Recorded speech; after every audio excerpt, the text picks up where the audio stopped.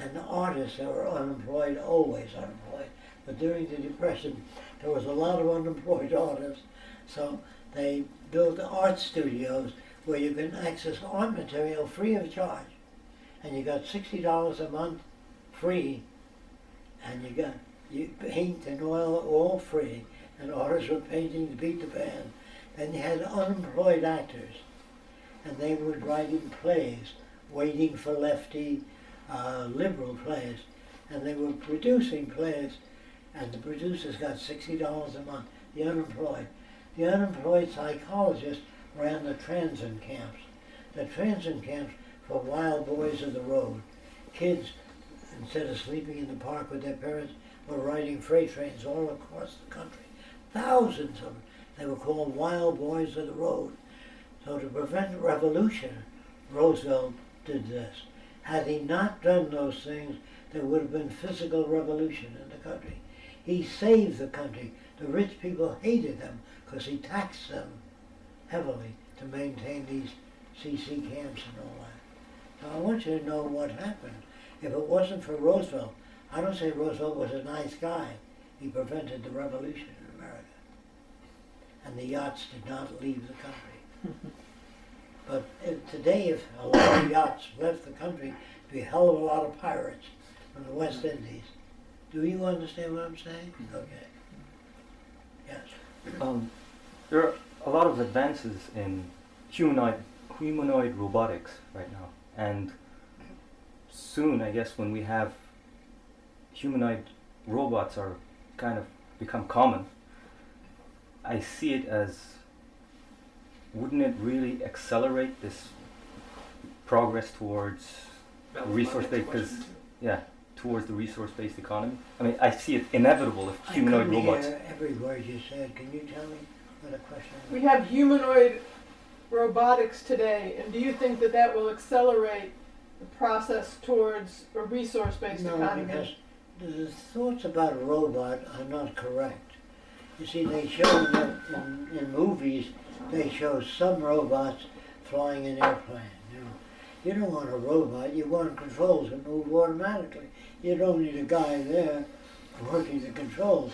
If you go to a coffee company that's automated, you put a nickel or 50 cents in the machine and you select what coffee you want. You press the button and it makes different types of coffee. Doesn't it? I mean, that exists today. Well, that's the same with the future. You don't have a robot standing there boiling coffee and taking the coffee. That's in the movies. That gave people the wrong idea. You don't want a robot walking here and says, what would you like for breakfast? You want a machine to produce what you like on the table you're at. You don't need a robot bringing you the fucking coffee or pushing the vacuum cleaner. It's all ass backwards. That's normal people, Hollywood. They call them Hollywood hacks that know nothing about the future.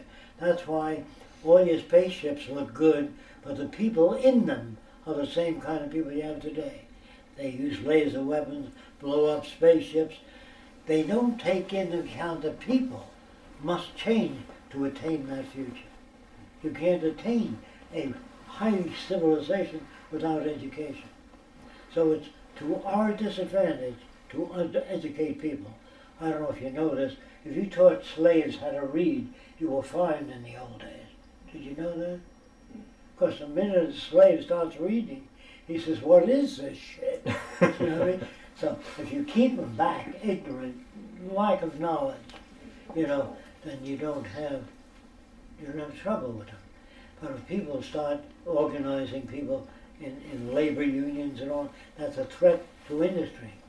So they did hire gangsters to visit the head of the union and say, listen, get off that strike or we'll blow the shit out of you or your family. So sometimes labor union leaders submitted to that. They had to. So gangsters really got final control of unions. And so that's all because there's money in it. If you do away with the money system, I see many different things disappearing. No girl will marry a guy because he's rich, because she has the same access to resources. And no guy marries a girl because she's rich. and no lawyer tries to sue a rich man because he's rich, because that doesn't exist anymore. If you don't do away with those things, you can then pass laws. They don't work. Say no to drugs, that's stupid law. And more drug sales than ever. I think it was President Reagan's wife that wrote that, say no to drugs. Now, in the Army, it said, please aim when you're pissing. Try to get in the urine. And it says, signs like that. There's a target in there. Then there's another sign I saw that worked better. It says, you've tried the floor, now try the urinal. Have you ever seen that? Because men piss all over the place. We need this here. But certain signs seem to work, and people, do those things. But during the war, they had a picture of Mussolini in the urinal. Did you know that? And in Jewish communities, they had toilet paper with Adolf Hitler printed. That sold more than ordinary.